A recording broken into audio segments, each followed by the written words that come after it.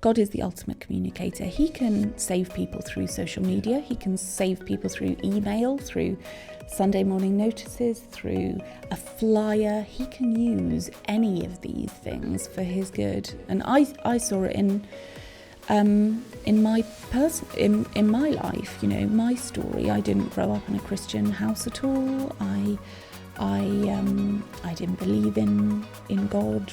You know, I thought people who did believe in God just weren't mentally strong enough to realise that when you die, that's it. Yeah. And my dad was Jewish, and he was lapsed. We never went to temple or anything like that. And after university, I moved in with into a shared house. I actually went to the Yellow Pages. That's how old I am. I went to the Yellow Pages, and the first kind of letting agency, it was called Guardian Letting.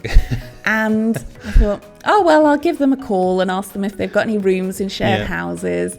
So I phoned them up, and the lady said, yes, we have. We've got a room in a shared house. It's all girls. Here's the number. So I phoned the number, and I went over to look at the room, and the girls seemed nice, and the room seemed nice, and we were having a cup of tea, and the two girls said, oh, you know, it's like it was clear they had a big announcement to make. They said, what are they going to say here? Yeah. Just to let you know, we're both Christians. I hope that's okay. And I thought, oh no, that's so weird. But fine, I'll move in. At least I'll get Sunday mornings in the house to myself. And it was through them. It was over the course of about 4 years. It was after my dad died that I became a Christian, and seeing how they lived and hearing their stories, probing them, asking them horrible questions constantly about God. I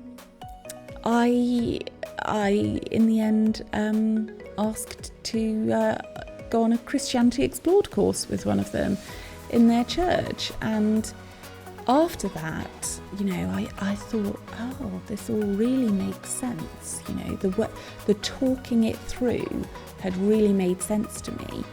But in the back of my mind, I still kept thinking, have I just been brainwashed by a cult? Is this real? Have I been duped? And I was a member of a book club, and it was my turn to choose a book. And the book I chose was A Prayer for Owen Meany by John Irving. Yeah. And I loved the book. And there was a part in the book where the character Owen Meany is playing basketball with his friend on a court next to a Catholic school, with a big statue of Jesus next to the court. Okay. And as they're playing, the sun goes down, and they're discussing life and philosophy, and one of the characters says to Owen Meany, how do you know, how do you believe when you can't see God? And Owen Meany says, well, you can't see the statue next to us, can you? But you know it's there. Yeah.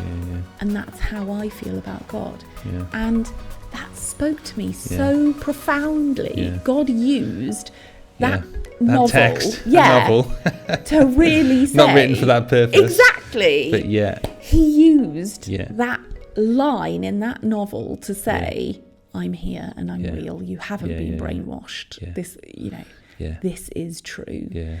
And, that just goes back to show that God knew that I love reading, I love books, and he used a book to show that he is real and he is my saviour, and that's how he works.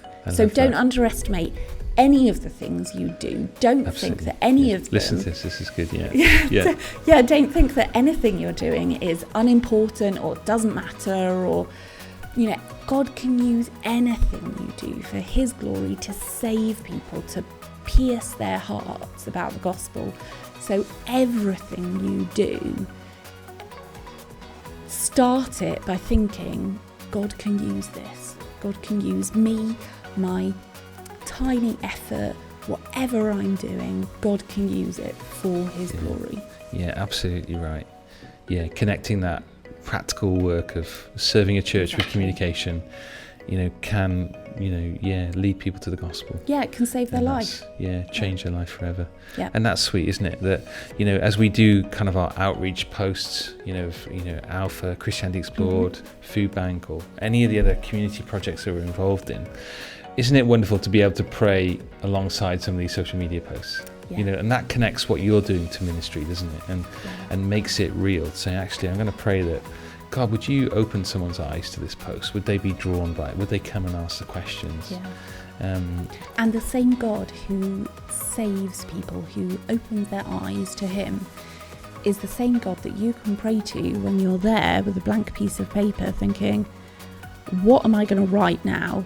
He's the one that will help you write those things, who will help you plan out those tweets, who will help you in that minutiae, because he knows he can use anything. Yeah, absolutely right.